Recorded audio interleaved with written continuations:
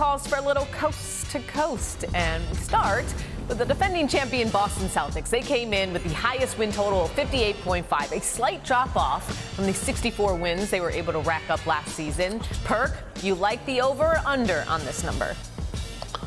I'm going with the under. They're going to have a 50-plus win season, but Jason Tatum, Drew Holiday, and Derek White all going to be coming back from the Olympics.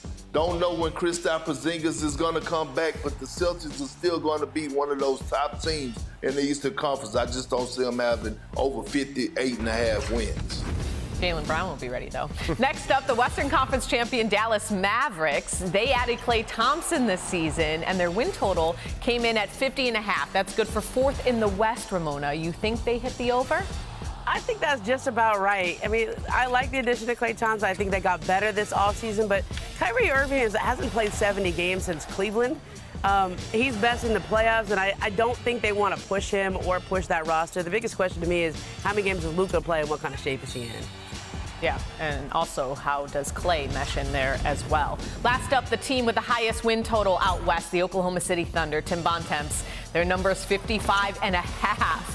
You think they'll exceed that win total? I do. They just added Isaiah Hartenstein. They just added Alex Caruso for Josh Giddey. I think the single best bet you can make in the NBA this season is for the Oklahoma City Thunder to have the best record in the Western Conference. I think they'll win more games than last year. I'm taking a hard over 55.5. All right, for more on the win totals for next season, I want to bring in the man who crunches lines better than anyone in the business, ESPN betting analyst Tyler Fulghum. And Tyler, what are the two best bets you have on your board right now? Before I give those to you, Cassidy, first off, absolutely agree with Perk, absolutely agree with Tim, and I agree with Ramona because she kind of said that's a good number and I'm staying away from it on the Mavericks. Those three absolutely nailed it, so I better hear them agree with what I'm about to say here.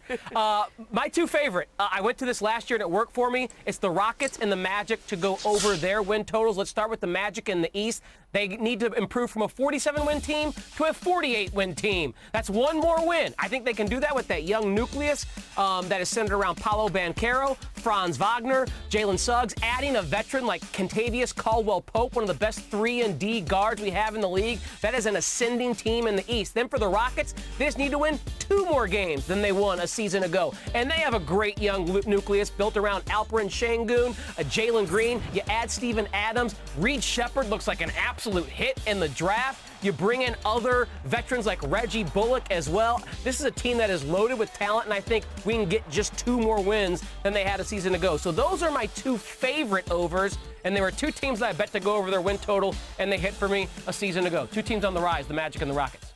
All right. Okay, so those are your best bets, but let's get bold. What's a bold under that you like in the West? A bold under I like in the West is the Suns. If the Oklahoma City Thunder are going to win close to 60 games. There's another team we're going to talk about in a second I think is going to go over. This is such a fragile team, guys. If one of KD, Beal, or Booker goes down, there's 0 depth. And we know how old KD's getting. Now even Bradley Beal's getting on the other side of 30. And scoring power is there, but can they play defense? So I ask you guys, are you with me as far as the Suns being under 46.5? Tim? I would personally just stay away from Phoenix because I don't trust them, like you said, to be healthy. If they are relatively healthy with Mike Budenholzer as their coach, I do think they'll go over 46.5. They were over 46.5 last year, but that was with Kevin Durant having his healthiest season in years. And that now we've seen over the past couple of weeks he's dealing with this calf injury. We'll see how he does over the next few weeks with Team USA. But I just don't trust the Suns overall. I would not want to touch it. But if I'm going to bet it, I would bet the under because the chances are, to your point, Tyler, they're not going to be healthy. And if they're not healthy, they're not going to be very good. And Tyler, we were just talking about the pressure around Joel Embiid. What's your bold under for the East? Yeah, my bold under for the East is actually in that division there where Joel Embiid is welcoming Paul George, where the defending champ Celtics are. It's an under for the Knicks. I know the Knicks, everyone's excited about the new Nova Knicks, and I think this is going to be a really good team. But, man, it's going to be hard to win 54 games in that division with the Celtics, with the Philadelphia 76ers. So, again, I think a very good team, a playoff team, a legit threat in the East. But it's going to be hard, I think, for them to win 54 games, despite, I think, upgrading their roster this offseason. I'm taking the over on the Knicks because several teams in the East stink and are going to be trying to lose a lot of games. And the Knicks are going to be trying to win every game because that's the only way Tom Thibodeau knows how to play. So I'm going on the opposite side of that. I'd take the over on the Knicks.